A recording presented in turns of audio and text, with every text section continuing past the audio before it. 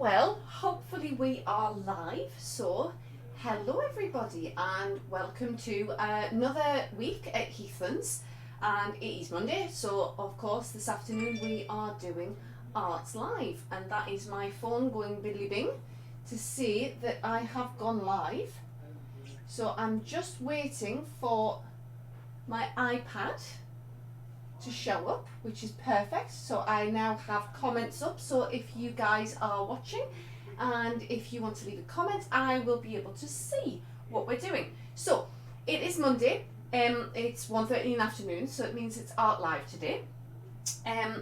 What are we doing today? Well, today what I thought we'd do is a little simple paper craft, an origami fold, to celebrate the 30 Days Wild activity that the Wildlife Trusts has set for the day. So our school pack, I can't pan around and show you, but I have a calendar on my pinboard here in my office.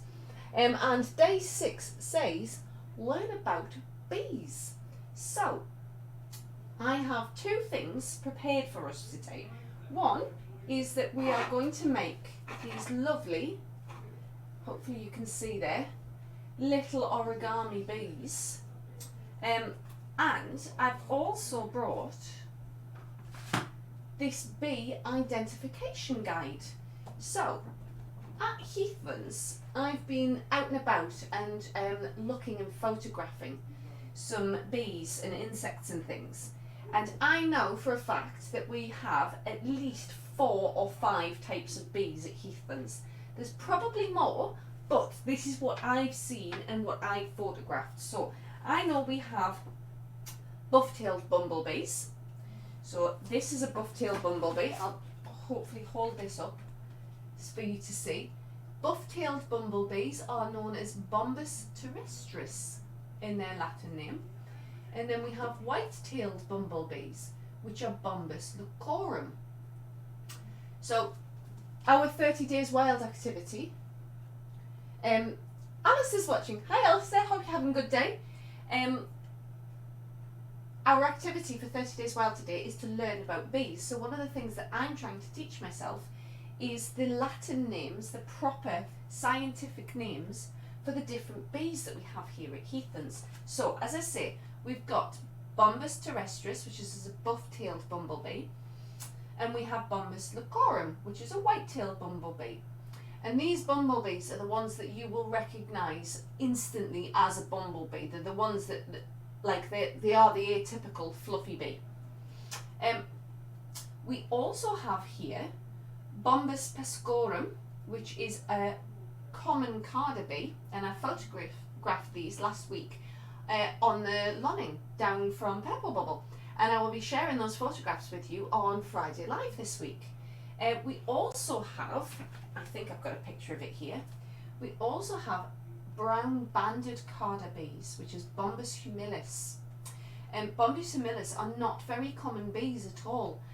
So when I identified this bee, hopefully you can see it there, when I identified this bee, a person actually asked me to record the sighting of it. So we've actually had our bee entered into a national database to say that it's here, which is a really cool thing. So that is our 30 Days Wild activity, learning about bees. And if anybody's interested in this, I've got this in my office. It has honeybees and all sorts on it as well, and wasps. We do have honeybees here because we have 9 hives at the bottom of the wooded Lonning. So if you want to learn about bees for your 30 Days Wild activity, I can bring this round to show you guys. Our activity for art today, Alan's watching as well. Hi Alan, I presume you're down in Green Bubble. So our activity today is to make these little origami bees, which I have put on my fake fern, which was my Mother's Day card from Eva, which is absolutely beautiful. So to make your bumblebee, what you're going to need is some origami paper. You could use normal A4, and you use the technique where you fold it over to cut it into a square. But I'm using origami paper today, so I've got this lovely yellow which is beautiful. So I'll move that to one side. So you're going to need your origami paper, you're going to need a black felt tip pen, a pair of scissors, and I've got some white chalk, just because I want to make my bumblebee a specific type of bumblebee. So this one, I've kind of done it like a red-tailed bumble. So that looks like a red-tailed bumble, and this one kind of looks like, well, it looks more like a wasp really, or it looks like a honeybee because of the lots and lots of stripes.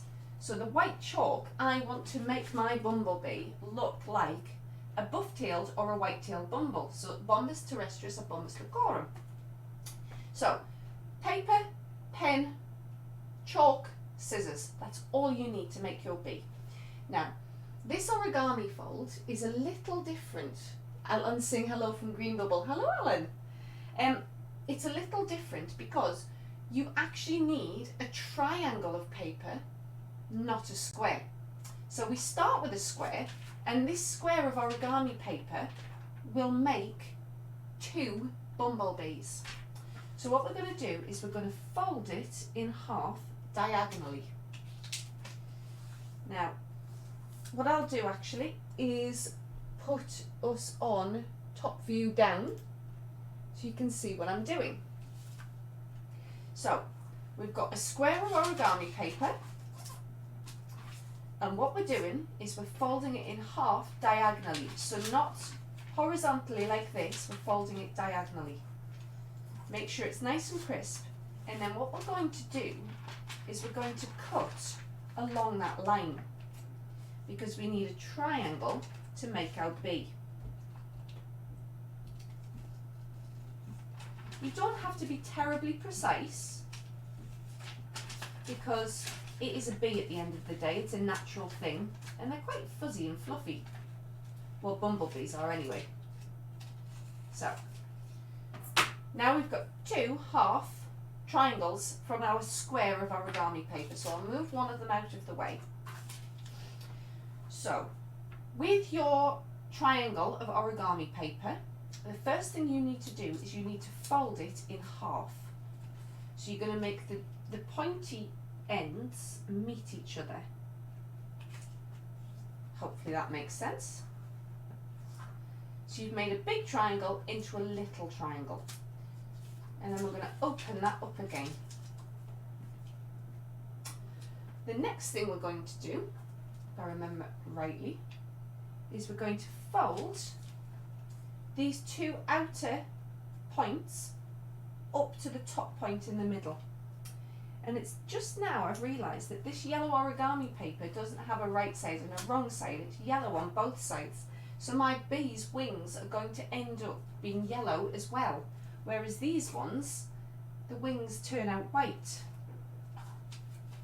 So we're going to put both of those outer corners up towards the middle.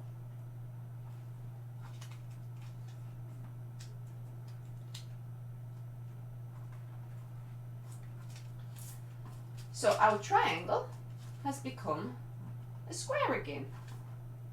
The next thing we're going to do is these flappy bits, we're going to fold them down, but not quite straight. So what we want to do is you want this corner to come right down, and we're going to put a fold on an angle. So hopefully that's clear to you. And we're going to fold this one down to match. So those points, those flappy points, we haven't folded them down straight like so. We've folded them down on a slight angle, which creates the effect of wings. So the next thing we're going to do is this top point, we're going to fold this down, but we're not going to fold it down all the way to these corners. So we're not going to go like that. We're going to fold it down, but just a bit up. I can't think of the correct term for not folding it down all the way, but instead of folding it to make the corners join, we're folding it so that there's a bit of an overlap, there's a bit of a gap. So now that we've folded that, we're going to unfold it, and then we're going to fold it down in thirds to neaten it up.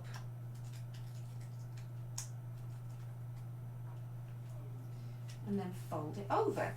So you end up with this folded flap over the top of your wings. Let's check on the comments. Emma's watching as well. Hi Emma. So Emma, we're making bumblebees today, origami bumblebees, because today's 30 days wild activity is to learn about bees. So I am doing a yellow bumblebee, but we've also got a honeybee here, and we've got a red-tailed bumblebee, how I've painted these ones. So now that I've folded this down, what I need to do is I need to tuck in these sides from the back,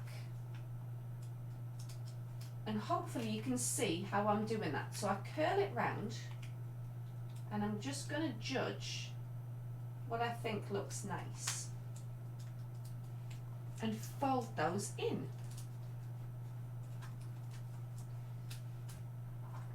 Now if you wanted your bumblebee to be really flat and not stand up, what I would do is I would put a little bit of PVA or a little bit of Pritt Stick just in there to make it go flat, but I'm quite happy with them kind of being 3D.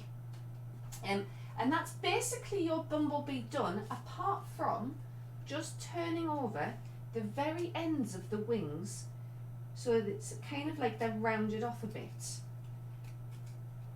because bees don't have pointy wings, they have rounded wings. So that is our completed origami fold for our bumblebee. The next thing we need to do is we need to decorate him to make him look like an actual bumblebee. So what we need to do is we need to take our felt tip and our chalk, and we need to colour him in. So I'm going to put 2 eyes on to make him cute, and then I'm going to put a black band on him at his head.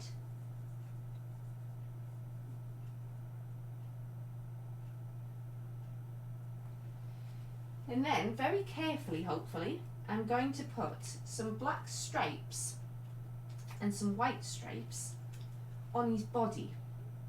So, I think about like that. So, a white-tailed or a buff-tailed bumblebee, Bombus licorum or Bombus terrestris, is actually more black than it is yellow.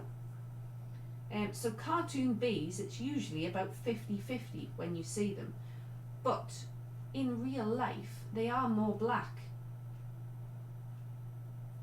And I'm going to make it a bit wiggly because they aren't perfect. And I'm going to colour in up here as well.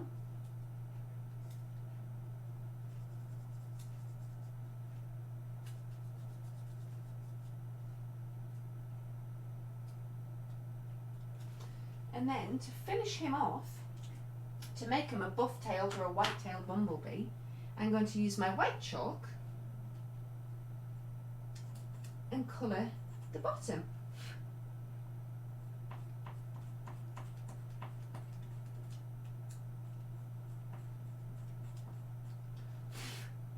Like so. And that is our completed Bombus licorum or Bombus terrestris, buff-tailed or white-tailed origami bumblebee. I'll put us on main view so you can see me again. So yes, this is a really simple, really easy origami fold to do. All you need is a triangle of paper. I will put a blog post up, hopefully by the end of the day, tagging the wildlife trusts in it, importantly, because it is our 30-day wild activity as well. And I hope you've enjoyed this one, guys, and I will see you again at the same time, same place next week for Arts Live. Next week, I'm thinking we will be making Father's Day cards. So yeah, hope you've enjoyed this one, guys, and I will see you again soon. Bye.